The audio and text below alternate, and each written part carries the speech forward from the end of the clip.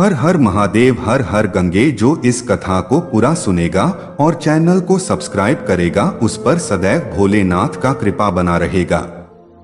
कृष्ण ने राधा से विवाह क्यों नहीं किया? इसकी वजह ये थी कि गुरु गर्गाचार्य ने उन्हें बता दिया कि वे नंद और यशोदा के पुत्र नहीं हैं और उनके जीवन का मकसद कुछ और है।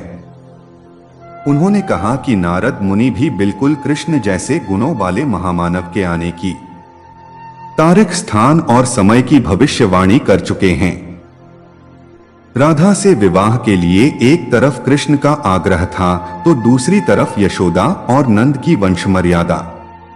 इस पर गुरु गर्गाचार्य ने कृष्ण को उनके जन्म के बारे में सब कुछ बताना शुरू किया। ये सुनते ही कृष्ण के भीतर जबरदस्त बदलाव आए और वे गोवर्धन पर्वत की ओर बढ़ चले। इसके बाद गर्गाचार्य ने कृष्ण को नारद द्वारा उनके बारे में की गई भविष्यवाणी के बारे में बताया। पहली बार उन्होंने कृष्ण के साथ यह राज साझा किया कि वह नंद और यशोदा के पुत्र नहीं हैं। कृष्ण को पता था कि अब उन्हें वहां से विदा लेना है। जाने से पहले उन्होंने एक रास का आयोजन किया। कृष्ण बचपन से नंद और यशोदा के साथ रह रहे थे। अचानक उन्हें बताया गया कि वह उनके पुत्र नहीं हैं। यह सुनते ही वह वहीं उठ खड़े हुए और अपने अंदर एक बहुत बड़े रूपांतरण से होकर गुजरे। अचानक कृष्ण को महसूस हुआ कि हमेशा से कुछ ऐसा था जो उन्हें अंदर ही अंदर झकझोरता था, लेकिन वह इन उत्तेजक भावों को दिमाग से निकाल देते थे और जीवन के साथ आगे बढ़ जाते थे। जैसे ही गर्गाचार्य ने यह राज कृष्ण को बताया, उनके भीतर न जाने कैसे कैसे भाव आने लगे। उन्होंने गुरु से विनती की, कृपया मुझे कुछ और बताइए। गर्गाचार्य कहने लगे, नारद ने तुम्हें पूरी तरह पहचान लिया है। तुमने सभी गुणों को दिखा दिया है। तुम्हारे जो लक्षण हैं वे सब इस ओर इशारा करते हैं कि तुम ही वह मनुष्य हो जिसके बारे में बहुत से ऋषि मुनि बात करते रहे हैं। नारद ने हर चीज की तारीख, समय और स्थान तय कर दिया था और तुम उन सब पर खरे उतरे हो। कृष्ण अपने आसपास के लोगों और समाज के लिए पूरी तरह समर्पित थे।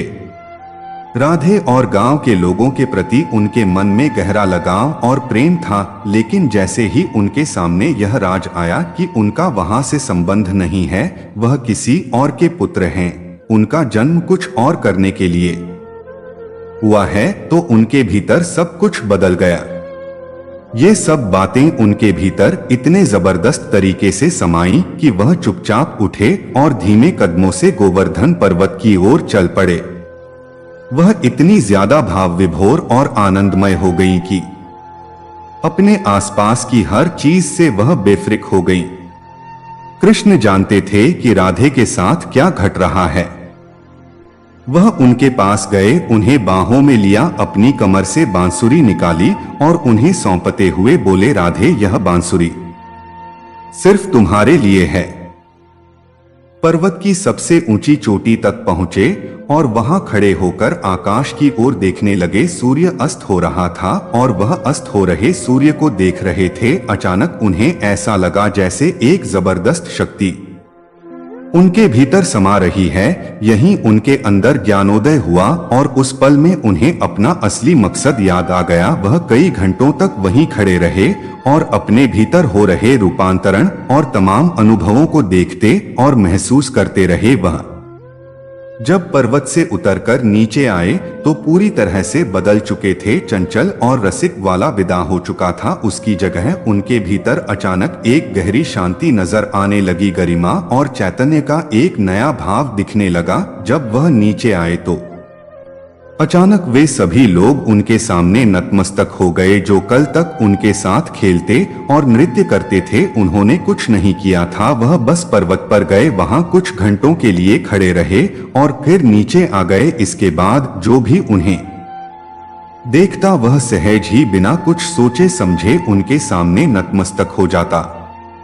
कृष्ण को पता था कि अब उन्हें वहां से विदा लेना है। जाने से पहले उन्होंने एक रास का आयोजन किया। जाने से पहले वह अपने उन लोगों के साथ एक बार और नृत्य कर लेना चाहते थे। वह जब पर्वत से उतरकर नीचे आए तो पूरी तरह से बदल चुके थे। चंचल और रसिक वाला विदा हो चुका था। उन्होंने जमकर गाया, नृत्य किया। हर किसी को पता था कि वह जा रहे हैं, लेकिन राधे थीं कि भीतर ही भीतर परम आनंद के एक जबरदस्त उन्माद से सराबोर थीं और भावनाओं की सामान्य हदों से कहीं आगे निकल गई थीं। वह इतनी ज्यादा भाव विभोर और आनंदमय हो गईं कि अपने आसपास की हर चीज से वह बेफिक्र हो गईं। कृष्ण जानते थे कि राधे के साथ क्या घट रहा है। वह उनके पास गए, उन्हें बाहों में लिया, अपनी कमर से बांसुरी निकाली और उन्हें सौंपते हुए बोले, राधे, यह बांसुरी सिर्फ तुम्हारे लिए है।